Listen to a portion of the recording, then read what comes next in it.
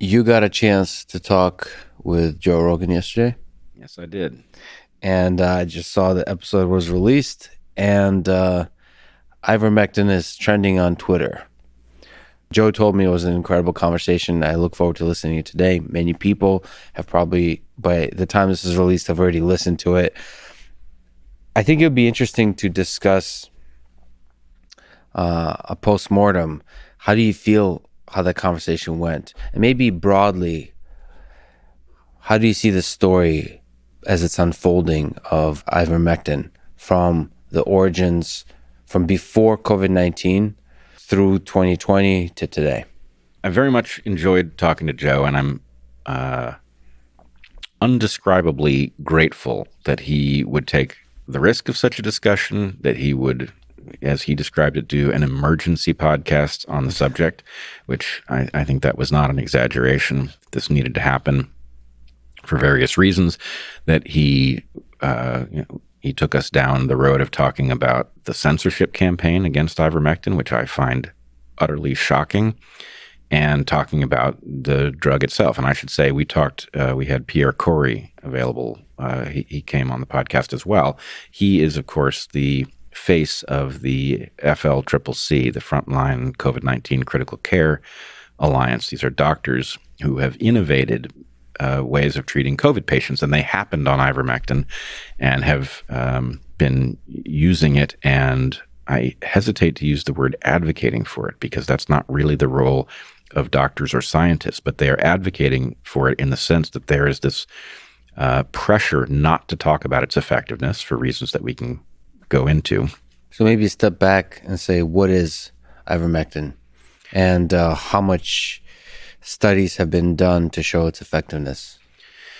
So ivermectin is an interesting drug. It was discovered in the 70s by a Japanese scientist named Satoshi Omura, and he found it in soil near a Japanese golf course. So I would just point out in passing that if we were to stop self-silencing over the possibility that Asians will be demonized over the possible lab leak in Wuhan, and to recognize that actually the natural course of this story has a likely lab leak in China, it has a unlikely hero in Japan, the story is naturally not a simple one. But in any case, Omura discovered this molecule. He sent it to a friend who was at Merck, a scientist named Campbell. They won a Nobel Prize for the discovery of the ivermectin molecule in 2015. Its initial use was in treating parasitic infections. It's very effective in treating the worm that causes river blindness, the pathogen that causes elephantitis, scabies. It's a very effective anti-parasite drug. It's extremely safe. It's on the WHO's list of essential medications. It's safe for children. It has been administered something like 4 billion times in the last 4 decades. It has been given away in the millions of doses by Merck in Africa. People have been on it for long periods of time. And in fact, one of the reasons that Africa may have had less severe impacts from COVID-19 is that ivermectin is widely used there to prevent parasites, and the drug appears to have a long-lasting impact. So it's an interesting molecule. It was discovered some time ago, apparently, that it has antiviral properties, and so it was tested early in the COVID-19 pandemic to see if it might work to treat humans with COVID. It turned out to have very promising evidence that it did treat humans. It was tested in tissues. It was tested at a very high dosage, which confuses people. They think that those of us who believe that ivermectin might be useful in confronting this disease are advocating those high doses, which is not the case. But in any case, there have been quite a number of studies. A wonderful meta-analysis was finally released. We had seen it in preprint version, but it was finally peer-reviewed and published this last week. It reveals that the drug, as clinicians have been telling us, those who've been using it, it's highly effective at treating people with the disease, especially if you get to them early. And it showed an 86% effectiveness as a prophylactic to prevent people from contracting COVID. And that number, 86%, is high enough to drive SARS-CoV-2 to extinction if we wished to deploy it. First of all, the meta-analysis, is this the ivermectin for COVID-19 real-time meta-analysis of 60 studies? Or there's a bunch of meta-analysis there? Because I was really impressed by the real-time meta-analysis that keeps getting updated. I don't know if it's the same kind of paper. The one at ivmmeta.com? Well, I saw it. It's C19ivermectin.com.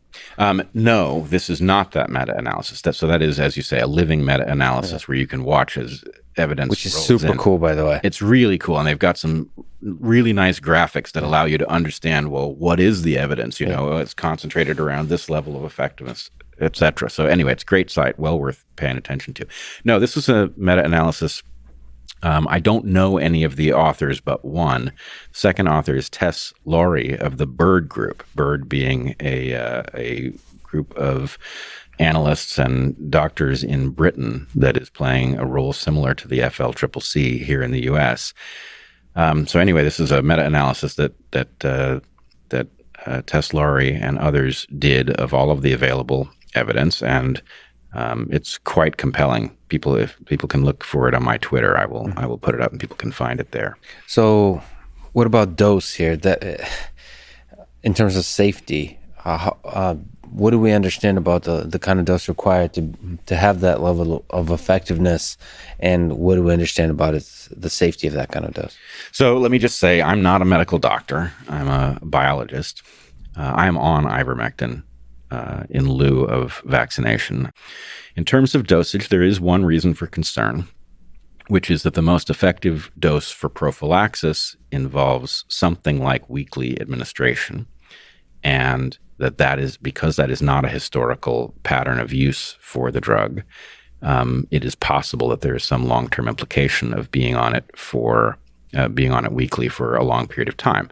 There's not a strong indication of that. The safety signal that we have over people using the drug over many years and using it in high doses. In fact, Dr. Corey told me yesterday that there are cases in which people have made calculation errors and taken a massive overdose of the drug and had no ill effect. So anyway, there's lots of reasons to think the drug is comparatively safe, but no drug is perfectly safe. And I do worry about the long-term implications of taking it. I also think it's very likely because the drug is administered in a dose something like, let's say, 15 milligrams for somebody my size once a week after you've gone through the initial double dose that you take 48 hours apart, it is apparent that if the amount of drug in your system is sufficient to be protective at the end of the week, then it was probably far too high at the beginning of the week. So there's a question about whether or not you could flatten out the intake so that the amount of ivermectin goes down, but the protection remains. I have little doubt that would be discovered if we looked for it. But that said, it does seem to be quite safe, highly effective at preventing COVID.